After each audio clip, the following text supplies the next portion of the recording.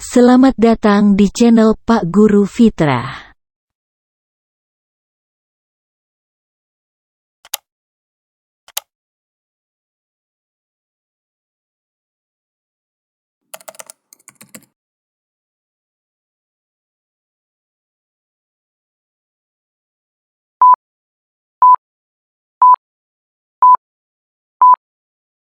Assalamualaikum warahmatullahi wabarakatuh. Selamat datang kembali di channel Pak Guru Fitrah. Pada video kali ini kita akan membahas materi pertahanan dan keamanan Negara Kesatuan Republik Indonesia. Sebelum kita masuk pada substansi materi ini, maka Pak Guru Fitrah ingin bertanya kepada semua penonton, sebenarnya apa sih pengertian dari pertahanan dan keamanan itu? Nah, tentu tidak perlu dijawab ya. Kalau ada yang mau menjawab, silakan berkomentar di kolom komentar di channel YouTube Pak Guru Fitrah. Kalau kita lihat ya, di dalam aturan yang berlaku definisi dari pertahanan dan keamanan itu, kita dapat temukan di dalam Undang-Undang Nomor 3 Tahun 2002. Di situ kita bisa melihat ya, definisi dari pertahanan dan keamanan itu sendiri.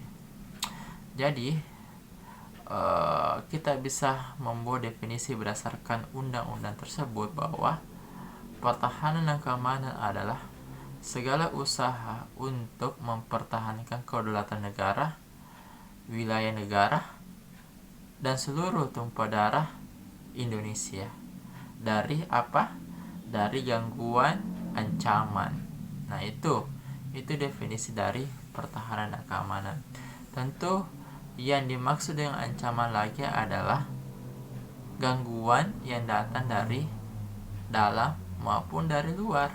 Nah, itulah yang kita wanti-wanti dan waspada. Maka tujuan dari materi ini adalah bagaimana kita mengenal dulu pertahanan dan keamanan itu agar ancaman tersebut bisa diatasi atau minimal kita bisa tangkal atau antisipasi ancaman tersebut.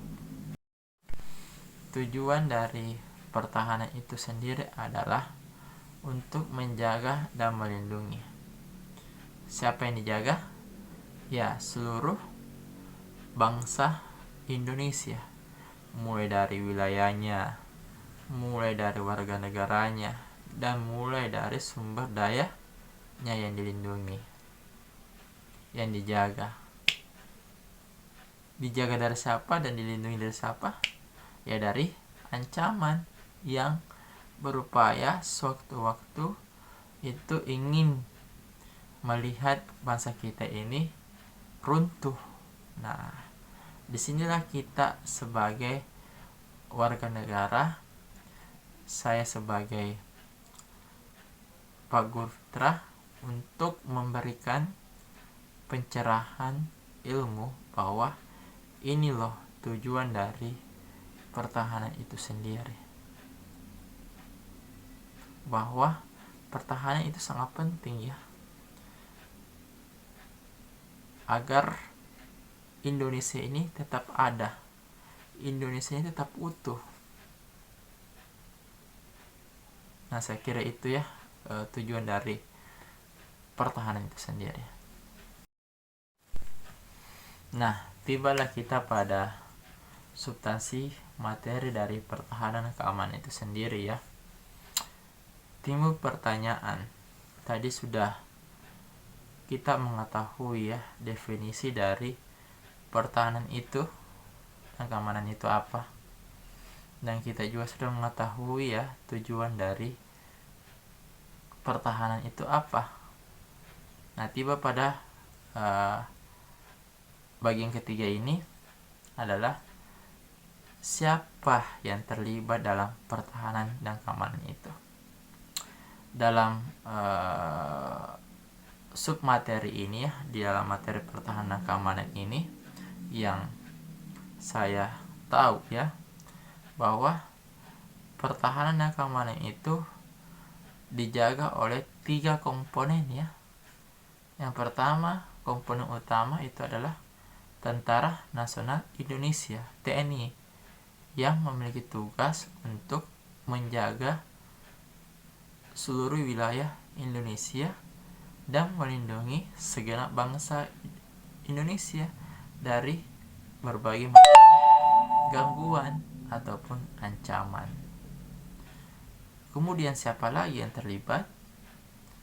Ya ada polisi ya, kepolisian. Bisa jadi dia masuk dalam komponen utama juga.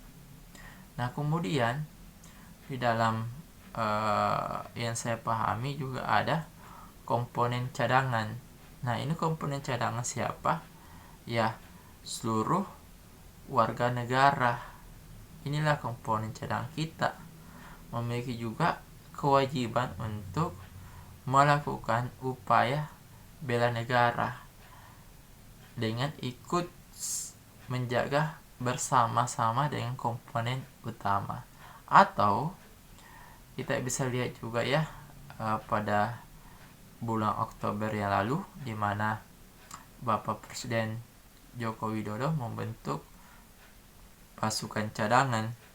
Nah, pembentukan pasukan cadangan itu melibatkan seluruh warga negara dengan berbagai profesi yang dengan sukarela, ikhlas mendaftarkan diri, mengikuti pelatihan di pusat-pusat kemiliteran untuk kemudian mendapatkan bekal wawasan terkait pertahanan keamanan, yang dimana akan nanti dibutuhkan ketika Indonesia sedang menghadapi ancaman yang dimana butuh dukungan, butuh supply untuk mendukung komponen utama. Nah, selain itu tidak ada tugas lainnya. Pasukan cadangan tugasnya adalah membantu pasukan utama. Kemudian yang saya pahami lagi ada namanya komponen pendukung. Apa itu komponen pendukung? Adalah komponen yang dimiliki oleh bangsa Indonesia, seluruh sumber dayanya, apakah itu sumber daya alam atau pembuatan. Jadi kita bisa lihat ya, sebelum Indonesia merdeka itu bagaimana 3 komponen ini bekerja. Komponen utama ada tentara, ada kepolisian atau ada angkatan bersenjata yang ikut terlibat mewujudkan kemerdekaan, kemudian didukung oleh warga negara sebagai komponen cadangan. Kemudian komponen pendukung, ya apa yang bisa digunakan untuk kemudian menjaga wilayah Indonesia ini.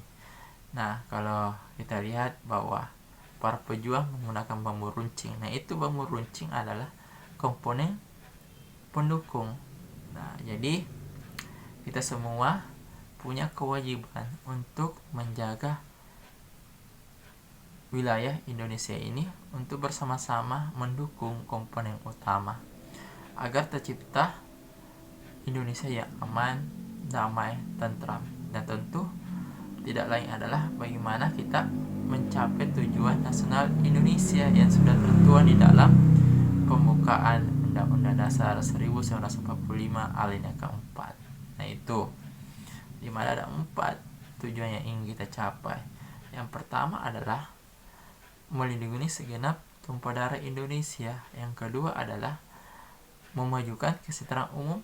Yang ketiga adalah mencerdaskan kehidupan bangsa. Yang keempat adalah ikut terlibat aktif dalam upaya-upaya perdamaian. Nah itu ya, itulah komponen-komponen yang bisa terlibat atau bisa ikut terlibat dalam menjaga pertahanan dan keamanan wilayah Indonesia. Tentu negara sudah memberikan hak kepada kita, maka kita punya kewajiban dan rasa nasionalisme dan jiwa patriotisme untuk terus menjaga wilayah ini. Nah saya kira untuk video kali ini cukup saja.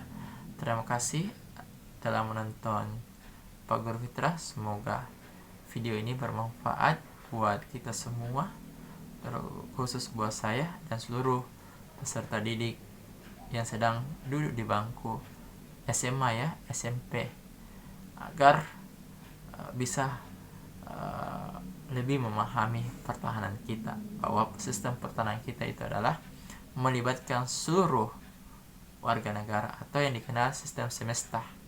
Nah, saya kira itu ya. Terima kasih. Semoga kita dalam keadaan sehat semua, dalam keadaan baik semua. Assalamualaikum warahmatullahi wabarakatuh. Mohon maaf atas segala kekurangan pada video kali ini, dan semoga kita semua sehat-sehat. Dadah. Terima kasih telah nonton Pak Guru Fitrah. Jangan lupa subscribe ya.